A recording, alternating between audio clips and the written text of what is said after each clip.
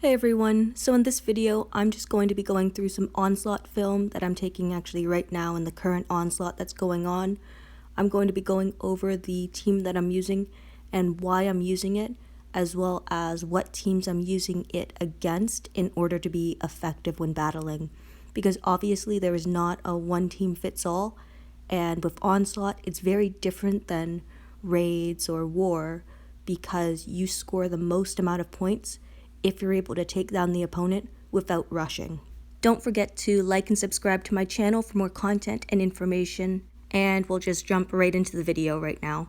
So you can see some film going on in the background right now. You see I have an Abraham lead, which some people might question, but he offers a plus 40% attack to all melee toons as well as plus 36 crit chance to all toons. So the reason why I like that as a leader is because I'm not gaining any AP. I don't want to be gaining AP because a huge bonus to AP leader would give plus 10 AP on every attack, but my goal is to not use rushes, so instead I'd rather use another ability that enhances my basic attacks. So in this case, on a critical hit, you apply more damage to the enemy, so I want to enhance that damage or the potential of having that damage. So Abraham is actually a really good lead for this. Green Mirabelle is also pretty decent. She has plus 40% attack as well as plus 40% HP, I believe. So she's just a different type of leader toon that you could use if you find your team to be a little squishy. Now, this team is pretty effective, I found, against angel leads, against non-defensive leads, against Leopo as another example. It's less effective against teams that have a lot of red toons on defense, but I've noticed that more defensive teams have more blue toons because there are so many blue S-class toons available now that it's just so frequent to see. A big bonus to running a primarily green team is that you can utilize stun and attack weapons, so that if you stun the enemy, you know that they're stuck for about 2 turns unless they recover from that penalty. But I'm running some different toons on this team that I think are mostly acquirable and easily obtained by the majority of people. Lily would not be, but she's just used as a disarming toon. You could probably sub in Harper, for example, as a good substitution just because she's also a disarming toon, as well as she has a stun on attack weapon.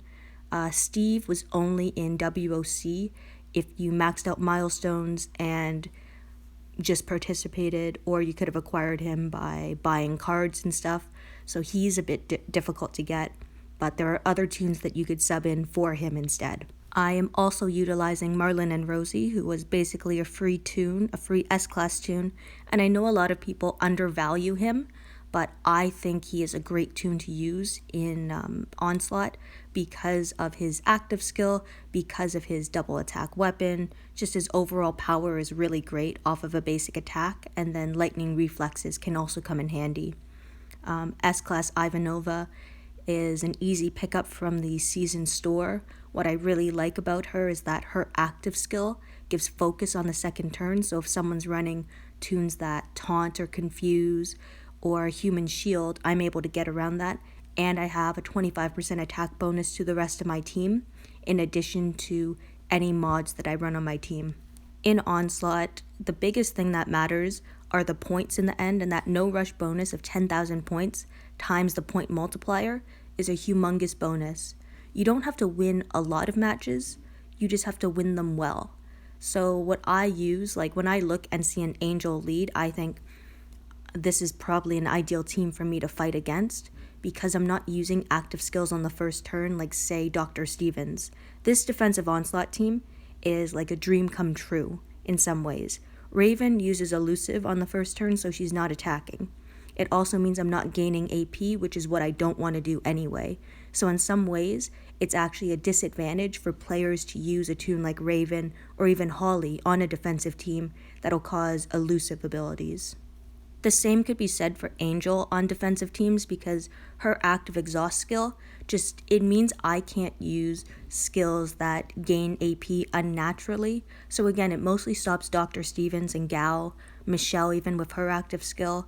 Like it does affect my Marlin and Rosie when I use their active skill if they're not fully charged in their AP, They will get some exhaust damage or maim damage, but overall it's not significant because they are an S-class toon.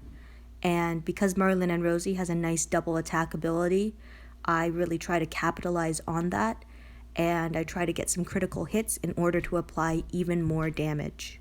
Merlin and Rosie's active skill also gives 150% attack to themselves, so it just means that they're more powerful when they attack, which includes on that double attack. So there's just a lot of application with him, and he's just a powerhouse to have. Like, my attacking team is focused mostly on attacking power as well as some control. And most of that control is seen through AP drains on specific toons, as well as stunning them. So Abraham has my team player weapon, which gives plus 15% attack to all adjacent team members, as well as plus 35 crit chance. So that just increases the chances of my Lily disarming, as well as increasing all my toons' powers. Whenever I get a critical hit, as I've mentioned, there's more damage that is applied. Ivanova, being an S-class toon, has enhanced stats, so her also getting a stun weapon as well as the bonus 25% attack from herself, and then the focus, she actually hits fairly hard off of a basic attack. I never ended up leveling up her rush because I don't plan on using her rush very often, and especially in Onslaught, I don't want to use it at all. So you can see that I'm applying a lot of damage with my toons. My Merlin and Rosie just hit 1500 and then 2400 damage on the basic attack, second attack. So it's just a really effective toon to use. Steve, I had my doubts in WOC, but as WOC continued to go on and I looked more into Steve, I did a video on him, I found his weapon to be very, very effective because his weapon can have a chance at a second attack for 400% damage, which is very high. When we look at blue weapons that have double attack, it's 150% or 175%. With Merlin and Rosie, it's 200%. So to have a 400% double attack off of Steve, and then he has the ability to recover from confuse if he does end up confused by the enemy, it allows me to mod him slightly differently than what I would be doing, say, on an actual raid team. On a team like this, it's also interesting what you can do with mods. So with Steve, I believe I have a attack up when taunted and attack up when impaired. So I can intentionally impair Steve off of a blue toon who has an impair weapon, for example. Or if Dr. Stevens ends up rushing and forces one of my toons to attack him, I'm actually going to be doing more damage than I would off of a normal basic attack. And with the prospect of the double attack also experiencing the effects of my mods as well as the abilities that are applied to it. So as I mentioned, like impair or taunt, I can really leverage the opponent's abilities against themselves in order to apply more damage and to be a more effective attacker. It's really important to understand what the opponent's team can do and what rushes you can allow to go off. Like when Angel rushes, she does not apply a lot of damage. She applies mostly just trauma, and then she applies, I think it's like 300% damage, but it's not going to affect my team very much. Same as with Aaron. Aaron can do, I believe it's a defense down as well as an AP drain, so I don't really care if he ends up rushing.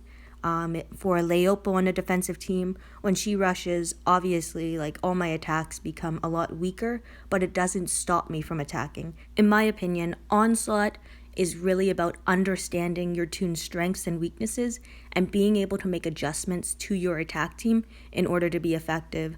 I know some people can definitely just go at Onslaught with double Priya, with double attack and rampage, with a crit leader, say a guardian, and then Raven for elusive so that there's no AP gain. But for people who don't have that ability, because they don't have the weapons, the toons, the mods, and so on, you need to be a bit more creative with how you design your team.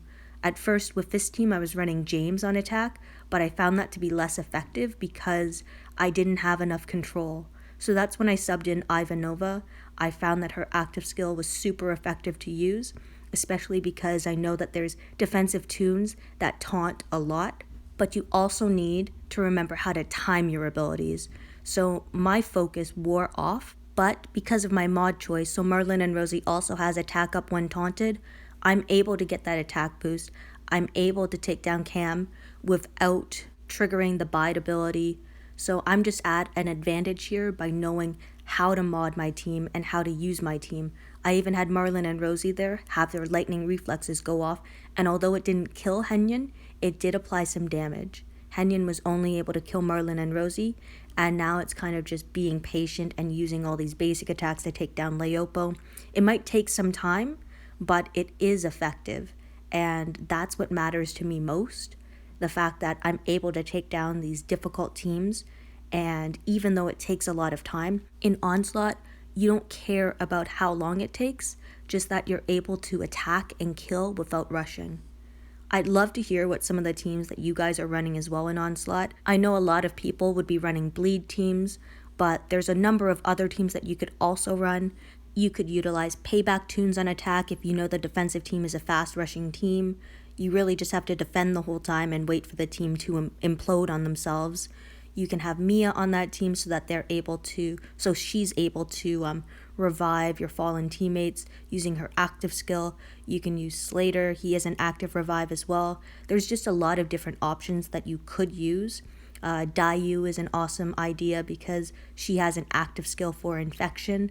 So by applying infection, as long as you're able to control the enemy, they will automatically die after 3 turns unless they recover a specific amount of HP. There's really a lot of different ways you can look at Onslaught, and how I constructed my team, I was looking for toons that had specially bound weapons that could apply a lot of damage off of basic attacks. Marlon and Rosie and Steve are great examples of this. You could go with blue toons who have double attack weapons as well.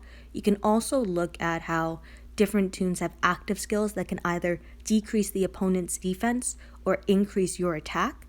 I'm doing that by using Ivanova with her attack up. But if you don't find that her active skill is powerful enough, you can use a toon like Red Human Shield Magna, who would offer you some control by being able to hold a stun weapon, but her active skill also has a plus 40% attack up to all teammates, which can be very useful because it can be used on the second turn. Onslaught is probably one of the only places in the game that you can use some very obscure toons that you would usually put on the back burner, who would never see the light of day in war or in raids. And I guess that's why I like Onslaught, because it makes you think differently about teams and toons. You want a defense that'll rush fast, because then it'll force the opponent to rush on you. Now this next video is from Raz, and it's showing the effectiveness of using attack up when taunted, as well as attack up when impaired, pairing it with a splash weapon on Christa. So by understanding how weapons and mods work, you can really leverage your toons. So Christa has waste not abilities, so it means any additional damage that would have been applied to an enemy that you kill ends up going over onto an adjacent target. Now with Christa, because she has attack up when impaired, you can intentionally impair her, which is what Raz did off of Angel. This turn, we know that Cam is going to use his active taunt ability, and thankfully it taunts Christa. What we see next is complete desolation of the enemy. So anyway, I hope this video helped spark some creative ideas in your heads about different teams and toons that you could use in Onslaught in order to be effective. They don't have to be the toons that everyone uses. They can be obscure, they can be random. They just have to be well put together, and the team has to have some synergy of some sort. An amount of control as well as an amount of power, because you do need to take down the enemy somehow. Thank you everyone for watching and listening to my video.